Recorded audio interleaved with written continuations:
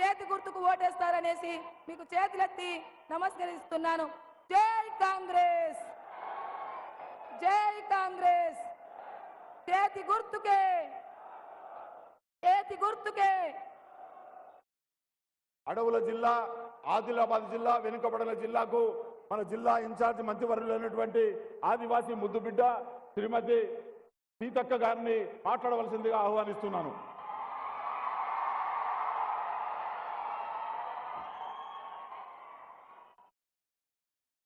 త్యాగాల వారసత్వాన్ని మోస్తూ ప్రజల గొంతుకై, ప్రశ్నించే గొంతుకై, దేశ ఐక్యత కోసం, భారత రాజ్యాంగాన్ని రక్షించడం కోసం ఉక్కు సంకల్పంతో పోరాడుతున్నటువంటి అసమాన పోరాట యోధుడు మన నాయకుడు రాహుల్ గాంధీ గారికి తెలంగాణకు, ఆదిలాబాద్ పార్లమెంటుకు మనస్ఫూర్తిగా స్వాగతం, సుస్వాగతం. అదే విధంగా జిద్దంటే జిద్దు, గ్యారంటీ అంటే గ్యారంటీ మన సీఎం రేవంత్ రెడ్డి గారికి స్వాగతం. సోదరుడు విష్ణు అన్న గారికి, జిల్లా అధ్యక్షులకు, మరి మన క్యాండిడేట్ కు ఆత్రం సుగుణ గారికి, పెద్దలందరికీ కూడా స్వాగతం. మండ టెండల్లో అశేషంగా తరలి వచ్చినటువంటి మా అన్నలకు, తమ్ముళ్లకు, అక్కలకు, మీడియా సోదరులకు అందరికీ స్వాగతం. ఈ రోజు భారతదేశం అత్యంత ప్రమాదకరమైనటువంటి పరిస్థితి ఎదుర్కొంటుంది.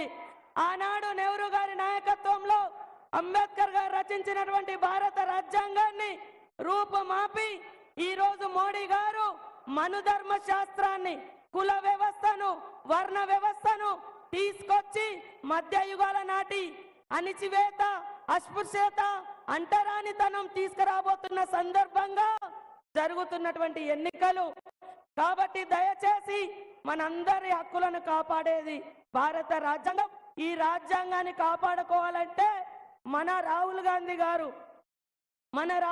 గారు ప్రధానమంత్రి కావాలి.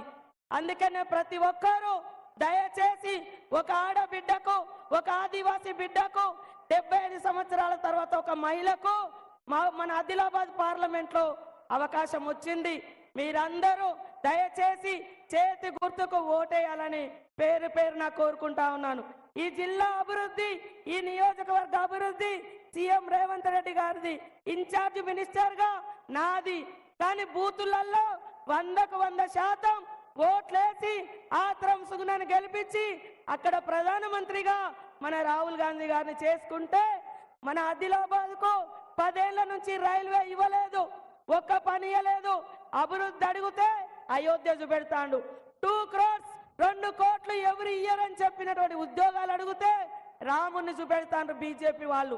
మీరు ఇళ్లకి వెళ్ళి ఒక్కటంటే ఒక్క పని, రోడేసిర్రా, మరి బడి కట్టిర్రా, ఇల్లు ఇచ్చిర్రా, లాస్ట్కు గుడన్న మీ ఊర్లలో కట్టిరా ఈ బీజేపీ వాళ్ళు. ఆలోచించండి. దేవునికి పెట్టే అగర్బత్తి కూడా 5% జిఎస్టీ వేస్తా ఉన్నారు. కాంగ్రెస్ అంటేనే పేదల పార్టీ. సంపద పెంచడం, పేదలకు పంచడం. 3 తరాల ప్రధానుల కుటుంబంలో పుట్టిన రాహుల్ గాంధీకి ఈ రోజు వరకు కూడా సొంత ఇల్లు లేదు. కానీ కోట్లాది మందికి ఇందిరమ్మ ఇల్లులు కట్టించినటువంటి ఘనత సోనియమ్మది, ఇందిరమ్మది, రాహుల్ గాంధీ గారిది. అవునా కాదా ఆలోచించండి.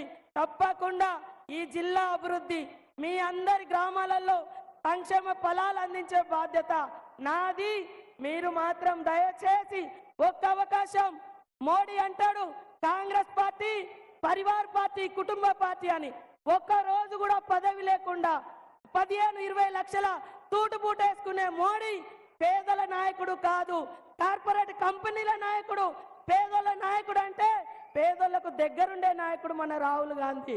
అందుకనే పేదల కోసం 100 రోజుల ఉపాధి హామీ చట్టం తెచ్చిర్రు, పేదల కోసం పోడు భూముల హక్కు చట్టం తెచ్చిర్రు, పేదల కోసం 81 కోట్ల మందికి రేషన్ కార్డులు ఇచ్చి ఆహార భద్రతా చట్టం తీసుకొచ్చిన ఘనత కాంగ్రెస్ పార్టీది. దయచేసి మన అందరి కోసం పోరాడుతున్నటువంటి గ్రేట్ వారియర్, పోరాట యోధుడు రాహుల్ గాంధీ అవసరం మనందరికి ఉంది, ఈ దేశానికి ఉంది. కాబట్టి ప్రతి ఒక్కరు కూడా చేయి గుర్తు మీద ఓటేసి గెలిపించాలని కోరుకుంటూ, చేతి గుర్తుకే, చేతి గుర్తుకే. మన తెలంగాణ ప్రజల గుండె చప్పుడు. తెలంగాణలో సాగుతున్నటువంటి దురహంకార ప్రభుత్వ పాలనను అంతమొందించి ప్రజా